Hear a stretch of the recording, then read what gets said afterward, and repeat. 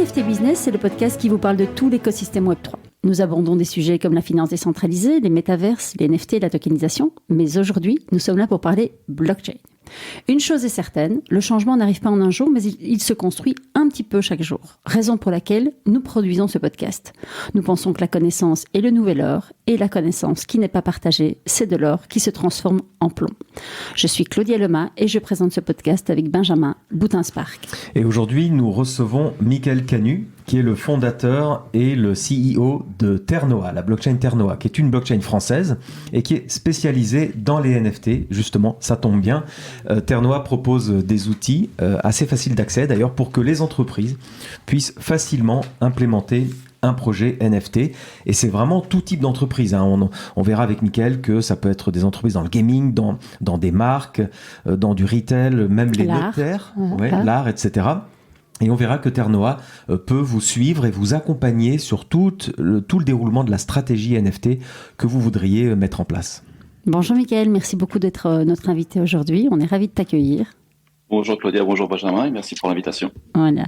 Alors, Michael, moi je réfléchissais hier en préparant, j'avais 1000 questions. Et puis quand j'ai terminé ma préparation, je me suis dit, mais en fait, la première question que j'ai envie de lui poser, c'est comment on se lève un jour et on se dit, ok, je vais créer une blockchain, je vais mettre ça sur pied. Quel est le chemin pour y arriver? Et puis comment on fait pour créer sa blockchain? Parce que finalement, ça paraît tellement difficile en fait. Alors oui, pour créer la blockchain, donc moi je suis un entrepreneur et j'ai passé ma vie à créer des produits, des projets. Et un jour, on va dire un bouleversement dans ma vie m'a fait que j'ai souhaité développer une application. Donc il s'est passé quelque chose, une naissance, un décès, un besoin de transmettre. Et j'ai commencé, c'est en 2013, il y a encore des traces de Ternoa, ça s'appelait déjà Ternoa en 2013. J'ai commencé à penser un système qui permettrait à qui le souhaite de protéger et de sécuriser des données et de pouvoir les transférer dans le temps long, de façon posthume. Donc en 2013, cette idée arrive, je commence à le travailler sur des technologies qui n'étaient pas adaptées, donc j'ai commencé par du navigateur web, donc à essayer de prendre des photos, des vidéos, les découper, les protéger, les envoyer dans les ordinateurs de tout ça chacun, tous ceux qui voulaient participer au réseau. Et bon, ça a duré 1 an, ça n'a pas marché, l'idée je l'ai mis de côté, j'ai abandonné un petit peu le sujet. Deuxième événement dans ma vie, une deuxième naissance, et cette idée qui revient. Ah mais qu'est-ce qui se passerait si demain je disparais, j'ai rien à transmettre, mes enfants ne me connaissent pas, ils sont tout petits, j'ai envie de leur transmettre mon histoire, j'ai envie qu'ils puissent un jour, s'ils le souhaitent, savoir qui était leur père.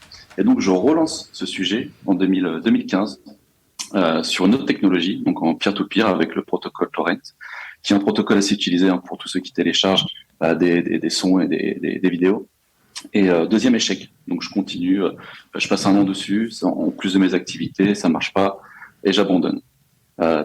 Troisième tentative, je découvre la blockchain en 2016-2017 grâce à l'une de mes startups. Et là, j'ai une révélation. Je me dis voilà, cette technologie, je pense que c'est celle qui peut être adaptée pour mon besoin et je vais utiliser la blockchain. Donc j'ai fait plusieurs essais sur Ethereum, sur Tron, sur toutes les blockchains qui existaient, qui permettaient de faire du NFT à cette époque, parce que dans mon idée, après avoir rencontré et découvert la blockchain, le NFT était un véhicule simple et utilisable pour pouvoir de pouvoir devenir un contenant et transmettre des informations dedans. Et on a passé 1 an dessus. Du coup, j'ai demandé à des professionnels, des entrepreneurs que j'ai rencontrés sur mon parcours de s'associer à moi, de travailler sur l'idée. Et un troisième échec. Parce que Ethereum n'était pas fait pour ça, parce que c'était long, parce que ça coûtait cher, parce que la technologie n'était pas faite pour. Et cette fois-ci, au lieu de se dire que c'était un troisième échec, on a tout de suite rebondi et on s'est dit voilà, la technologie n'existe pas, mais on est tombé dans l'erreur de ceux qui veulent utiliser une technologie existante et essayer d'adapter le produit à cette technologie plutôt que de créer la technologie. Et on s'est mis à travailler sur notre propre blockchain à partir de cette instance de 2019, mi-2019 je crois, de mémoire. Et on a commencé à étudier toutes les technologies qui existaient, qui nous permettent de faire des blockchains. Et Ternoa a commencé à partir de ce jour. Ouais, ok, mais attends, donc c'est intéressant, Michael, parce qu'il y a des échecs successifs, mais revenons sur Ethereum, parce que ce qui est intriguant dans ce que tu dis, c'est que pour tout le monde, y compris pour moi d'ailleurs, Ethereum a quand même à la base été construite, je crois en 2014-2015, pour vraiment implémenter des NFT. C'est même eux qui ont conçu les premiers smart contracts, les fameux smart contracts, ces bouts de logiciels automatiques à exécution automatique, qui fait qu'on peut définir un token unique, et donc ce qu'on appelle un NFT. Et ce token unique permet plein d'usages. On a vu dans l'art, par exemple, mais maintenant on le voit dans le marketing, dans les marques, on le voit même pour la traçabilité des colis, etc. Donc toi, tu dis, cette solution-là n'était pas satisfaisante, c'est ça, pour pouvoir transmettre dans le temps, puisque c'était un peu ton obsession au départ, transmettre dans le temps de l'information digitale à des héritiers, par exemple, où c'était ça, il n'y avait pas assez de technologie, c'était pas assez perfectionné, en fait, sur Ethereum.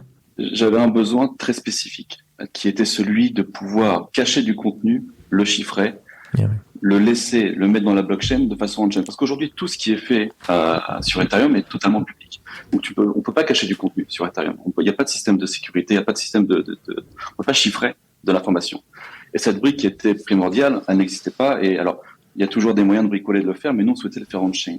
Donc, on a pensé à un modèle qui va permettre aujourd'hui à n'importe qui de transformer un NFT en secret NFT, donc c'est comme ça qu'on l'a appelé. Et le secret NFT va permettre, j'essaie de l'expliquer simplement, mais en gros, dès qu'un utilisateur va créer un secret NFT, des clés vont être créées et les clés vont être envoyées sur le réseau de façon totalement sécurisée, chiffrée.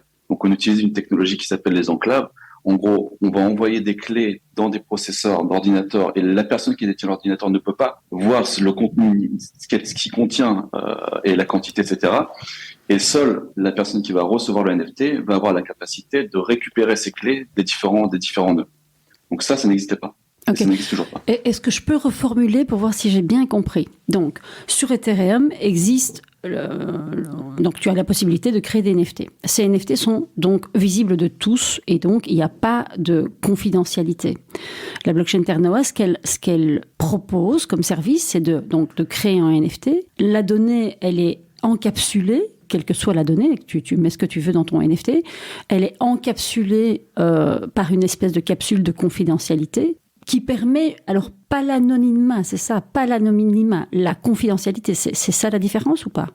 Alors il y a deux notions. Il y a aussi une fonctionnalité qu'on a développée sur Ternoa qui n'existait pas, c'est justement de pouvoir ajouter du contenu dans le NFT.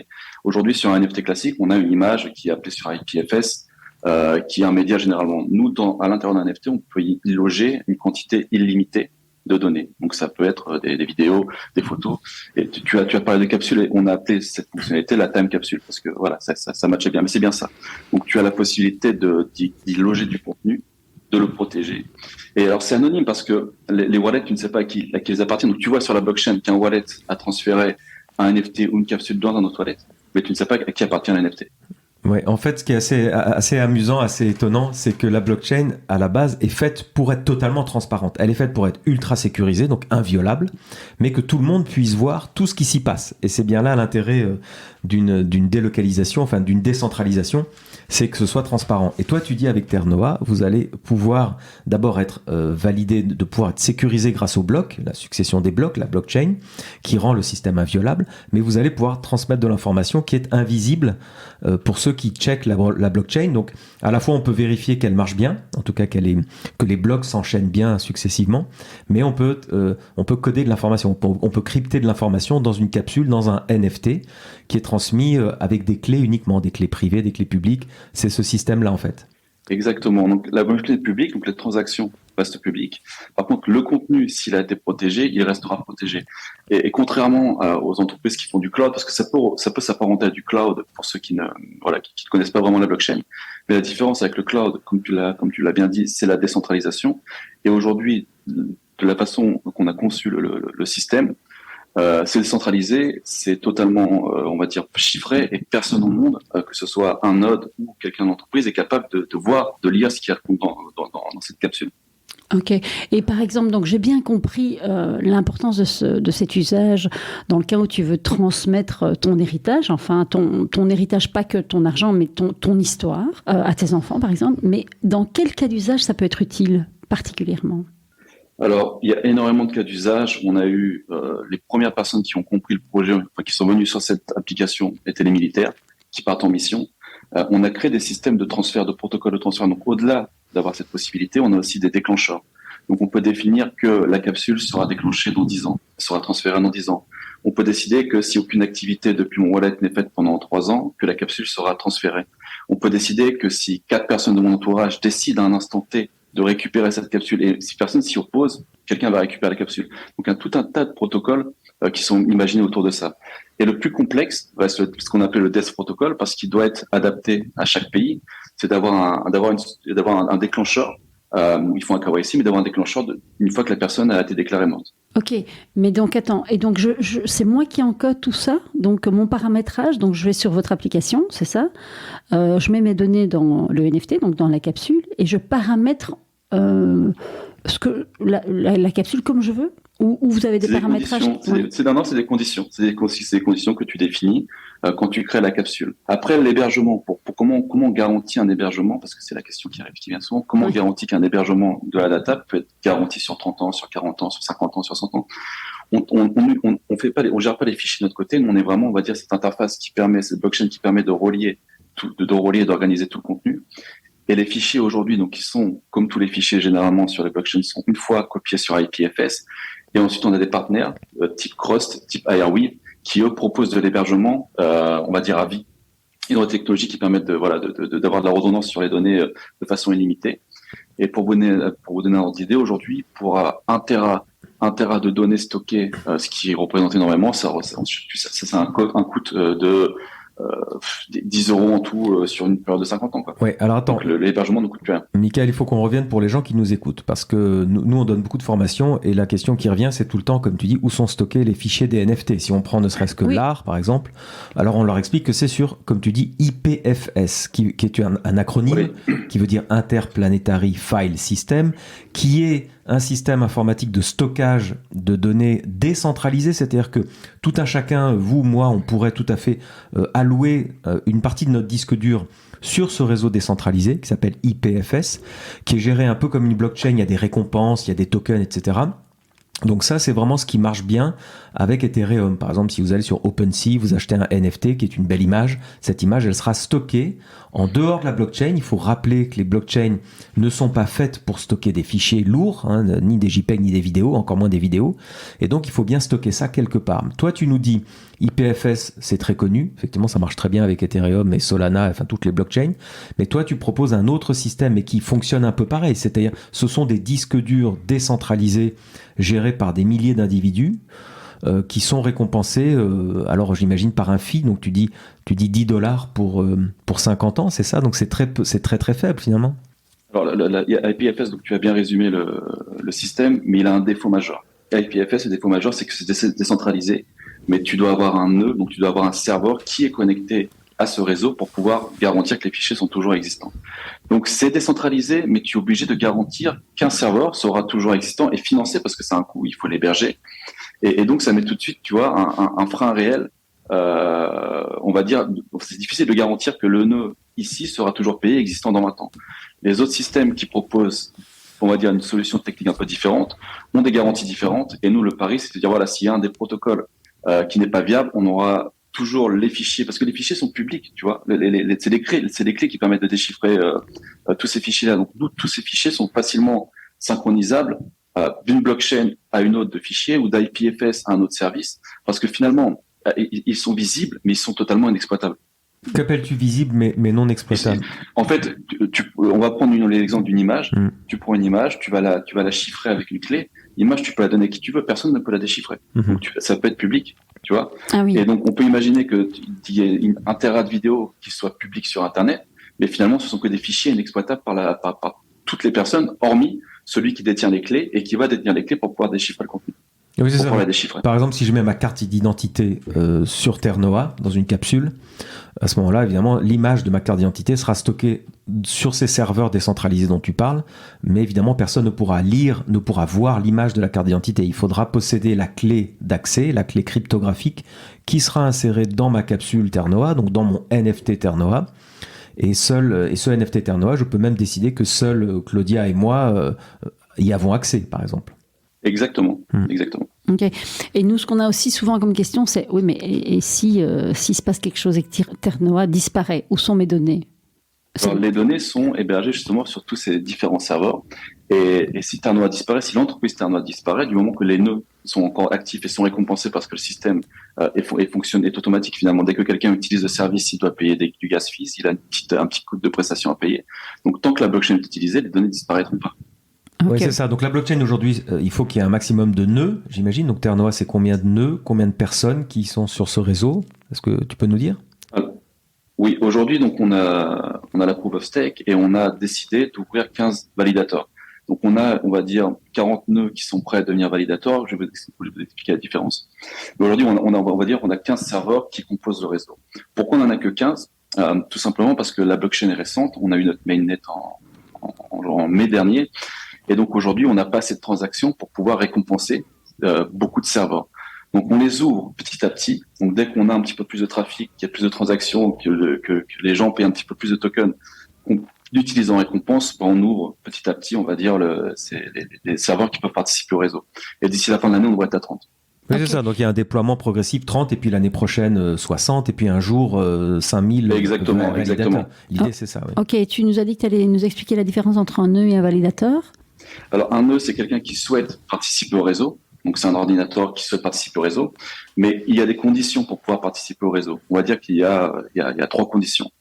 D'être accepté par la communauté, on va dire, et alors je vais commencer par la première, va être plus simple. De détenir un certain montant de caps, donc de tokens, pour pouvoir se présenter en tant que validateur. Ok, donc ça je dois les acheter. Un serveur, ça c'est un nœud, voilà, j'ai créé mon nœud, j'ai mis des tokens dessus et je souhaite être validateur.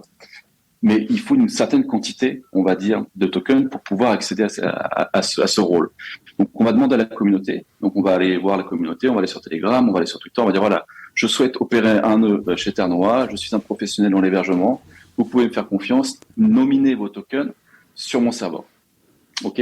Et donc, les gens qui ont des tokens, ils vont dire, voilà, moi, je crois à cette personne-là, elle est saine, c'est un professionnel, je vais lui déléguer mes tokens sur son serveur.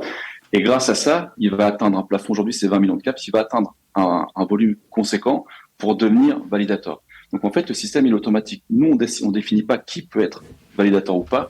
C'est en fonction du nombre de tokens qui sont dans le serveur, qui sont relevés par la communauté, par la propriétaire du serveur, qui va le mettre en avant sur la liste d'attente et qui va devenir validateur. Mais ça, c'est la magie de la décentralisation. C'est-à-dire que c'est pas les gens chez Ternoa qui décident qui va valider Ternoa. En fait, c'est effectivement... On n'a aucun contrôle. Ouais. Ok, moi, j'ai pas tout à fait compris. Donc, je n'achète pas vos tokens. C'est la communauté qui décide de mettre leurs tokens sur mon nœud, c'est ça? Exactement. Il faut en avoir une partie, généralement, parce que ça donne de la confiance. Alors, c'est pas une obligation. Mais généralement, on demande aux validateurs ou ceux qui souhaitent candidater, d'avoir un certain nombre de caps déjà sur leur wallet, en fait, sur leur nœud, pour donner de la confiance aux utilisateurs. Et c'est très important parce que ce système fonctionne, on l'a dit, de façon totalement automatique. Et si jamais l'un des serveurs est défaillant, il y a un système qui s'appelle le slashing et on va le punir, tout simplement. On va le slasher. Ça veut dire on va le punir. Il n'a pas fait son travail, il a été faible, il a eu un problème de connexion Internet ou il a eu un problème au niveau technique, au niveau de sa machine. Hop, on le punit et on lui retire une partie de ses caps. D'où l'intérêt de faire confiance, d'aller vraiment voir à qui on va déléguer ces tokens pour être sûr que c'est une personne de confiance. Donc on a déjà eu depuis le début une personne qui a été slashée, un autre opérateur qui avait fait quelque chose de vraiment, on va dire, une toute petite bêtise, mais ça suffit pour qu'il se fasse lâcher un certain nombre de tokens. Oui, mais il faut au départ investir quand même. Hein. Il faut acheter le token natif de Ternoa. Il faut acheter le token natif Ternoa, et après, il n'y a pas de minimum au niveau de la délégation, parce que c'est pas des petits montants. D'accord. Alors oui, rappelons d'ailleurs que la blockchain, par définition, réplique sur tous les ordinateurs du réseau tout l'historique des blocs, et de la même façon, les serveurs décentralisés dont tu parles, qui vont stocker les images de votre carte d'identité, les images de votre testament, par exemple, les vidéos de vos enfants, si vous voulez transmettre des vidéos, tout ça va être stocké sur des serveurs décentralisés qui, eux, répliquent et dupliquent les images sur autant d'ordinateurs qu'il y a sur le réseau. Donc c'est ce qui fait que si un ordinateur tombe, parce que souvent c'est la question qu'on nous pose, oui, mais si un ordinateur tombe et le disque dur brûle, crame et qu'on perd les fichiers, tous les fichiers sont répliqués sur les centaines et les milliers d'ordinateurs. Ouais, aujourd'hui on en a 50 copies. Ah oui, entre 50 et 60. Oui, c'est ça. Ok. Michael, comment on développe sa communauté? Comment on incite les gens à devenir validateurs du réseau? Alors aujourd'hui, on a beaucoup plus de demandes qu'on peut accepter. Donc les gens qui sont dans l'hébergement, ils sont très friands de ça, ils recherchent tous les projets, on va dire, qui proposent ce type de modèle de la Proof of Stake. Nous sur Terre Noire, sur le site internet, on a une page où on explique clairement comment on fait, comment créer son nœud, comment se présenter à la communauté, etc. On a aussi des groupes Telegram que pour ça.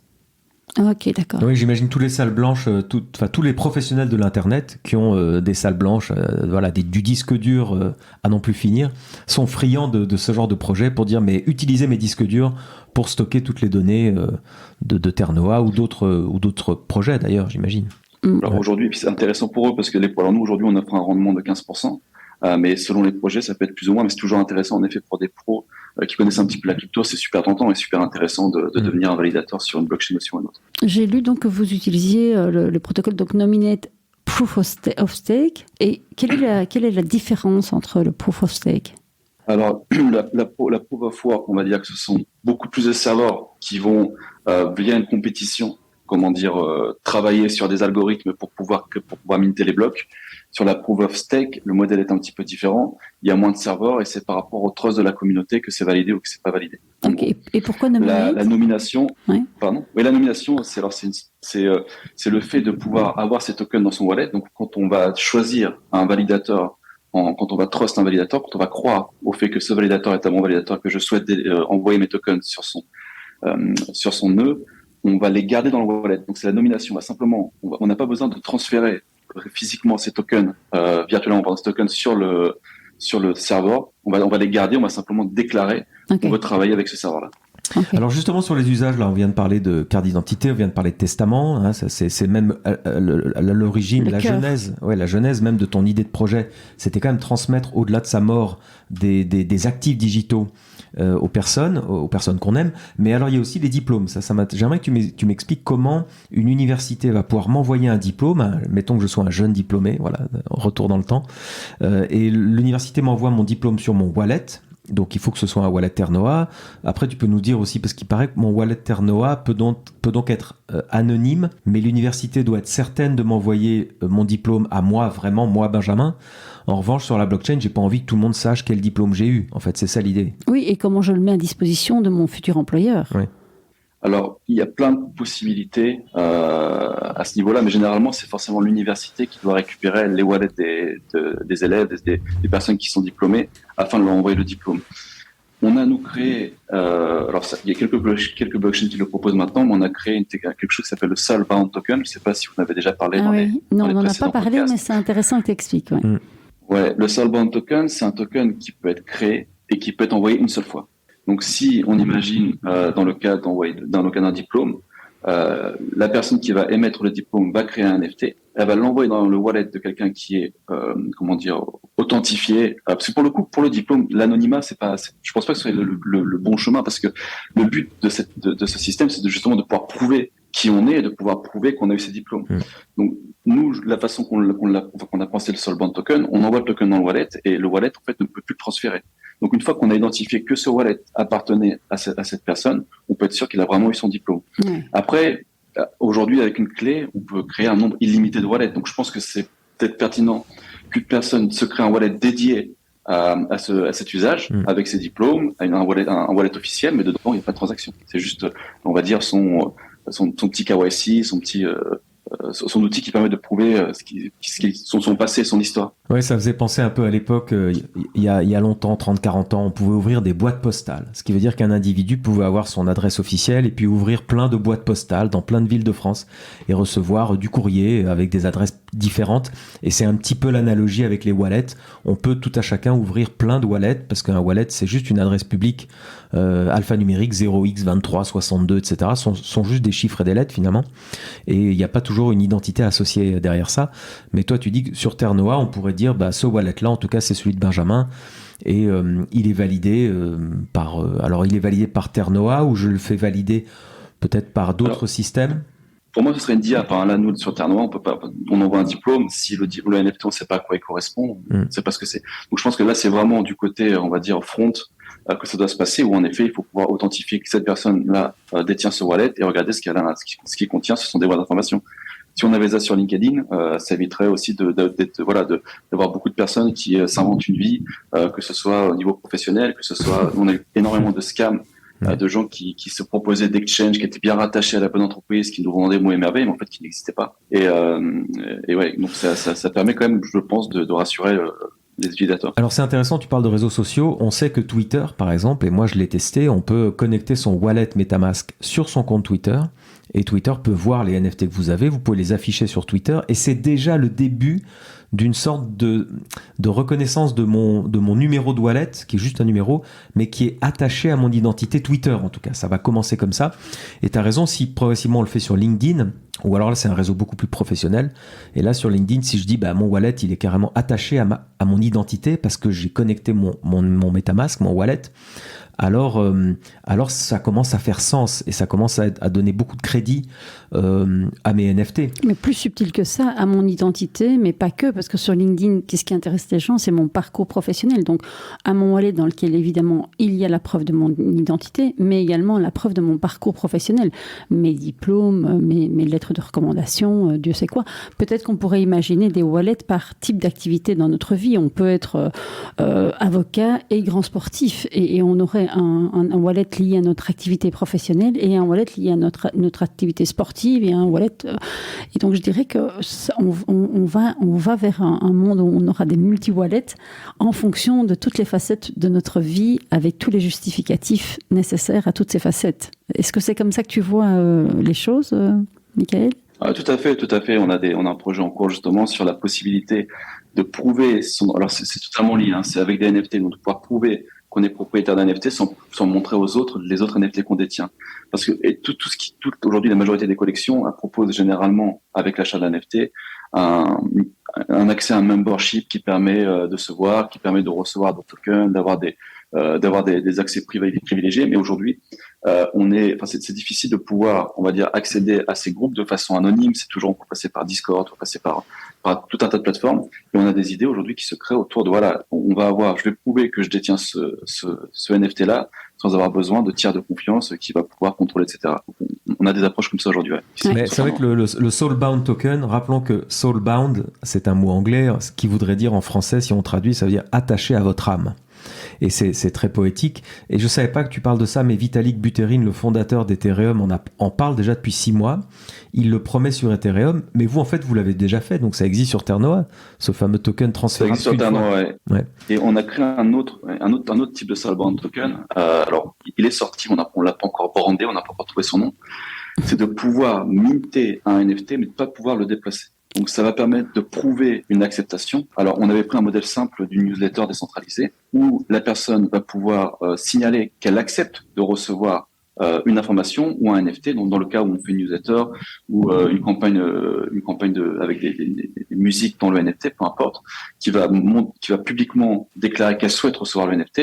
Donc, c'est pas du spam. Et le jour où elle ne souhaite plus participer, elle a juste à détruire son NFT. Donc c'est un autre type de Soulbound token. Ça peut être aussi un enregistrement comme à l'INPI, comme on veut enregistrer une marque, par exemple, ou un artiste qui veut prouver que c'est lui qui a créé l'œuvre. Alors il crée un NFT qui n'est jamais transférable, mais simplement tout le monde peut prouver que à telle date il a déposé une œuvre finalement. Ouais, très bon cas d'usage. Exactement, oui. Ok, génial. Et donc, moi, j'avais lu cette possibilité sur l'envoi de la newsletter, mais est-ce que tu pourrais, par exemple, expliquer, nous, on envoie une newsletter, en quoi est-ce que ça serait applicable dans notre cas, par exemple ? Alors, nous, on a travaillé avec 20 Mint, 20 minutes, ils ont fait une collection NFT, on les a accompagnés sur la création. Donc, c'est pas forcément pour eux ce projet, mais il a été proposé. Donc, c'est-à-dire, on va envoyer un NFT à qui le souhaite. Ok, mais pour pouvoir savoir à qui on va l'envoyer, il faut qu'on ait sur la blockchain une preuve que la personne détient un NFT qui prouve qu'elle le demande. Donc ça peut être un abonnement, ça peut être un NFT, ce token qui va être minté peut être payant. Donc on va dire si tu veux pouvoir participer et recevoir cette newsletter par NFT, tu dois acheter un NFT qui va coûter 20 €, je sais pas. Et une fois qu'il est dans son wallet, il peut plus bouger, donc il peut pas le transférer. On n'a pas de risque on n'a pas besoin de contrôler si ça a été bougé. On n'a pas de risque qu'il soit transféré sur un autre wallet et d'envoyer 2 fois la newsletter à 2 personnes différentes.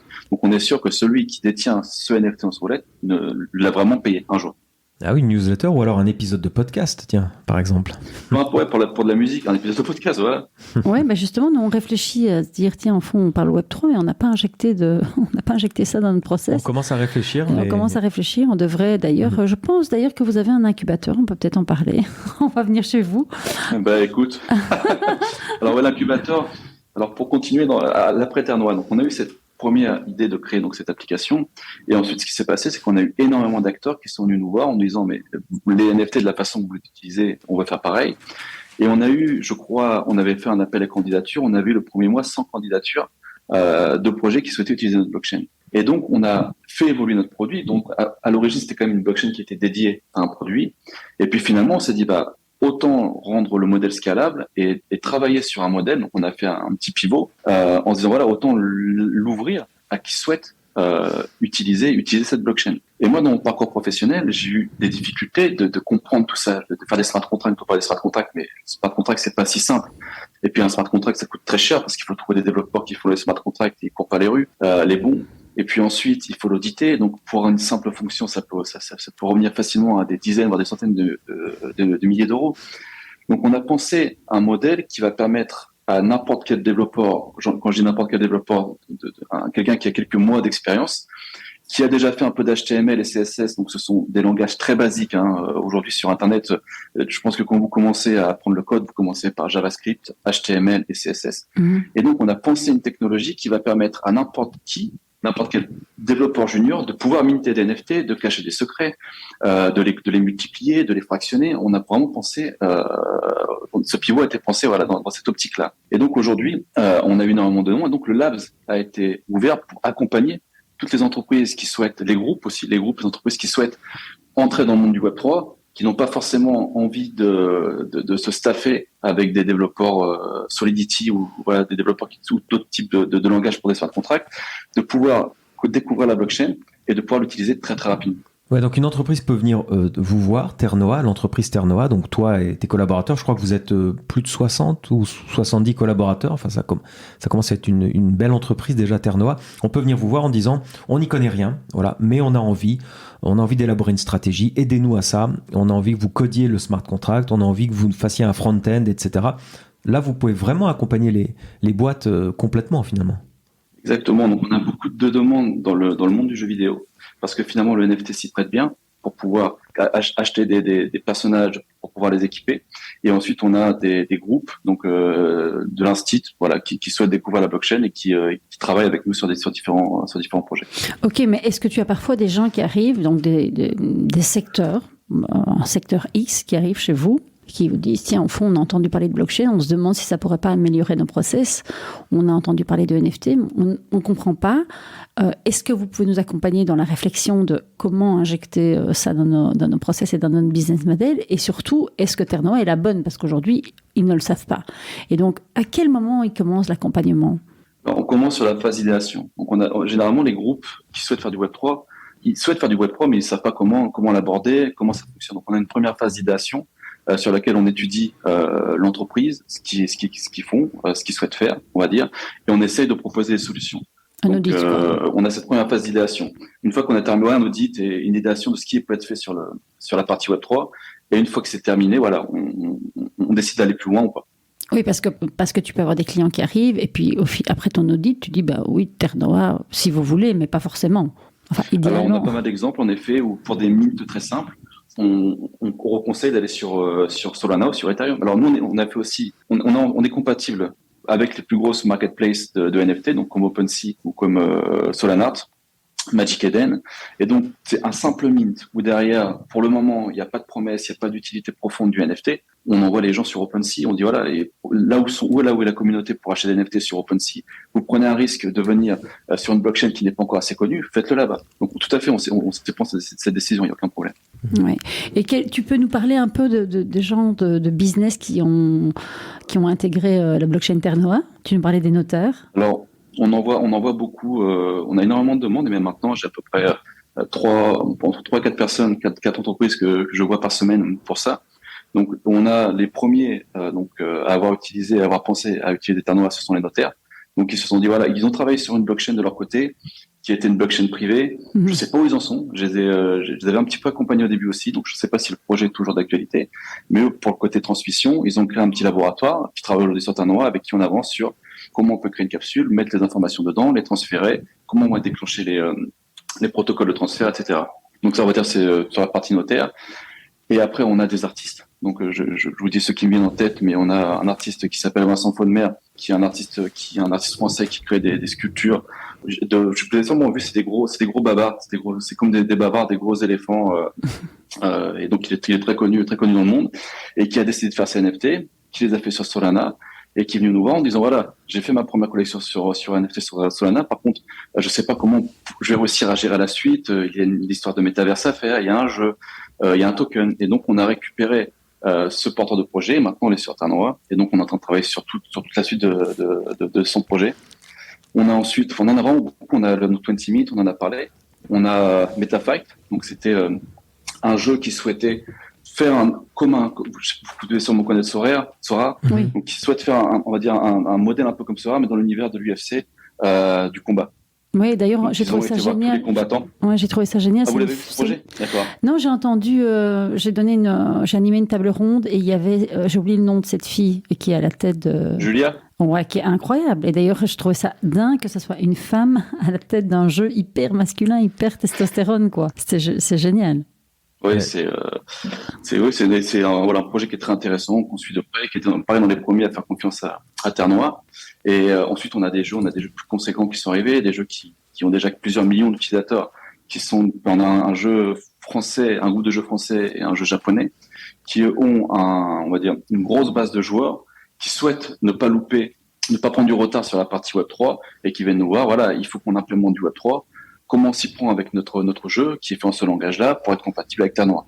Donc on a aussi bien entendu développé tous les plugins et tout ce qu'il faut pour pouvoir être compatible avec n'importe quel type de technologie. Mais d'ailleurs, je viens d'apprendre que vous êtes compatible Ethereum. Donc techniquement, vous faites tourner ce qu'on appelle Ethereum Virtual Machine. Donc c'est du code finalement dans votre blockchain Ternoa qui est compatible avec Ethereum. Donc on peut trimballer ces NFT de chez vous à OpenSea sur Ethereum par exemple. Donc ça c'est interopérable finalement déjà.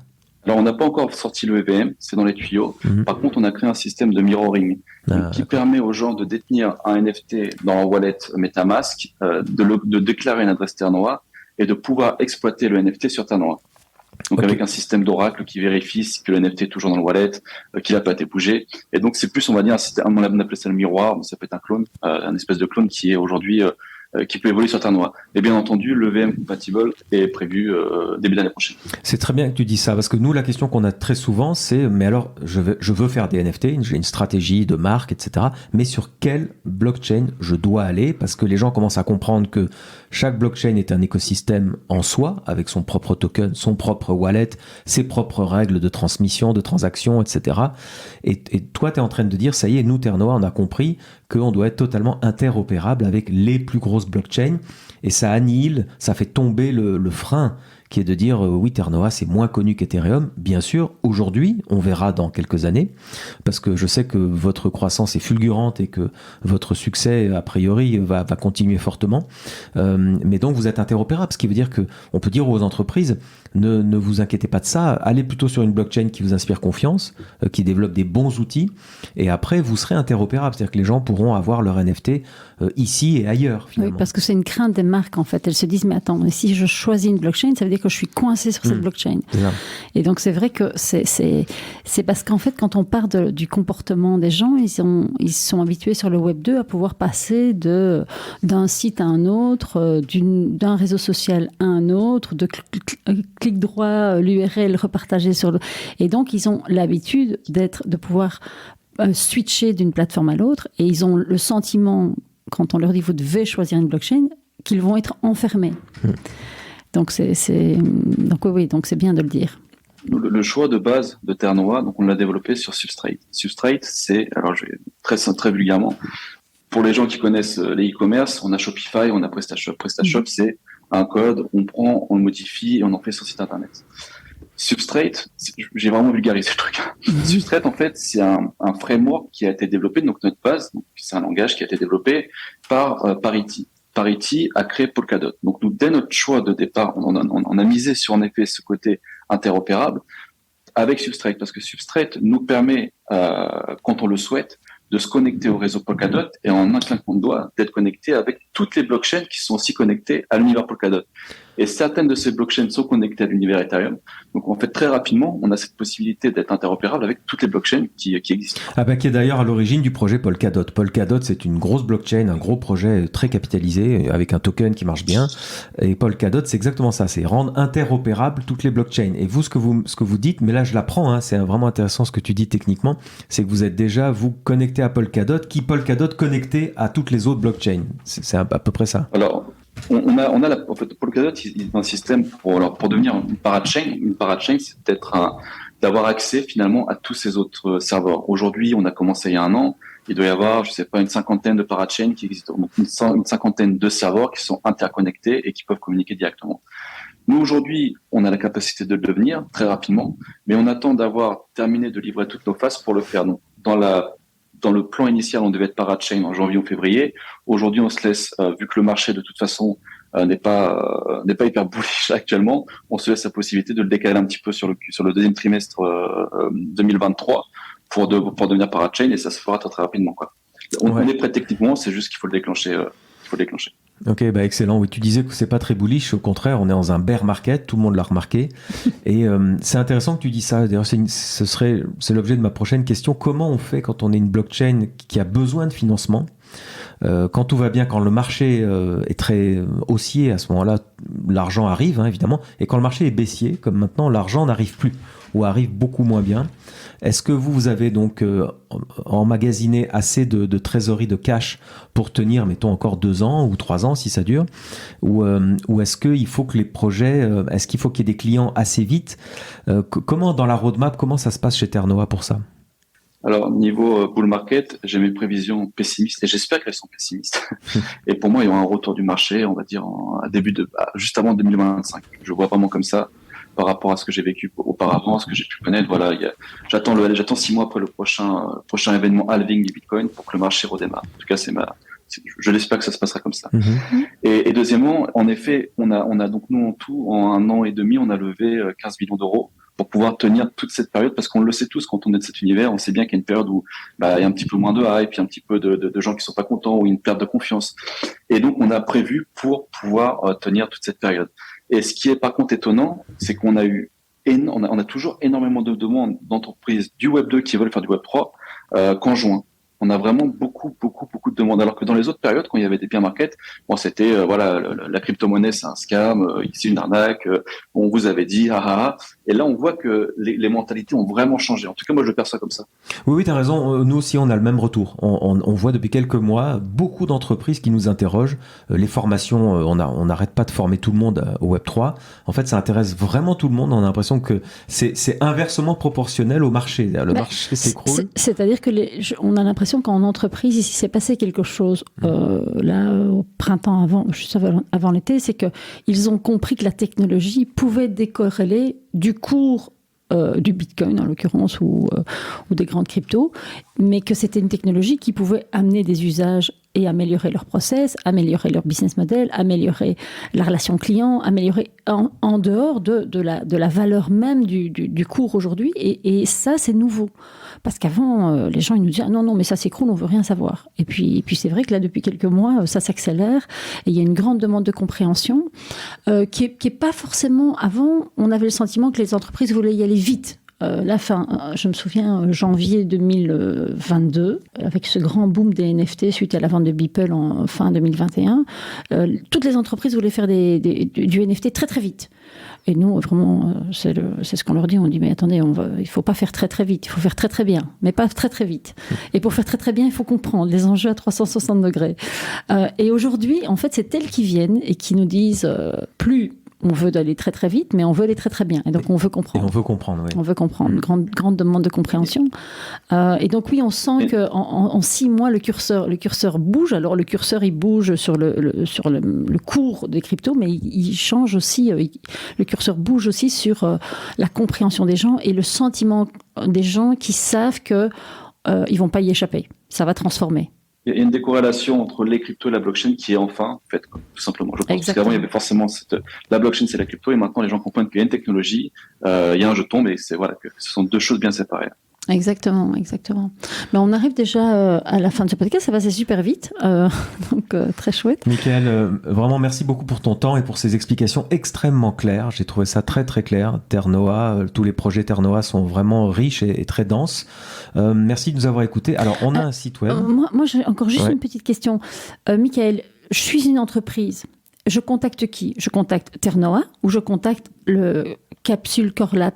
C'est deux entités différentes ou c'est la même entité ? C'est deux entités différentes, mais c'est la même chose. On a deux entités différentes, mais vous pouvez contacter l'un ou l'autre, les cofondateurs sont les mêmes personnes. Ok. Donc on trouve Ternoa évidemment sur Internet très facilement. On mettra le lien dans la description, on mettra le profil LinkedIn de Michael, comme ça, si vous voulez prendre contact. Et puis on a un site web qui s'appelle nftbusiness.tech, TECH, sur lequel vous pouvez inscrire votre adresse email pour recevoir et la newsletter gratuitement et le dernier e-book gratuitement qui s'appelle Sur la finance décentralisée, qui s'appelle Votre liberté financière grâce à la DeFi, et vous apprendrez beaucoup de choses là-dessus. Oui, et ne paniquez pas, quand on dit finance décentralisée, les gens s'en vont au courant d'habitude. Non, c'est pour faire vos premiers pas, pour avoir une compréhension, puisque effectivement aujourd'hui vous pouvez reprendre une partie de votre liberté sur vos finances. Mais pour ça, encore une fois, ne foncez pas tête baissée, il faut comprendre. Donc, on a fait cet e-book et on vous l'offre gratuitement en échange de votre adresse mail. On vous souhaite une bonne écoute et on vous retrouve la semaine prochaine.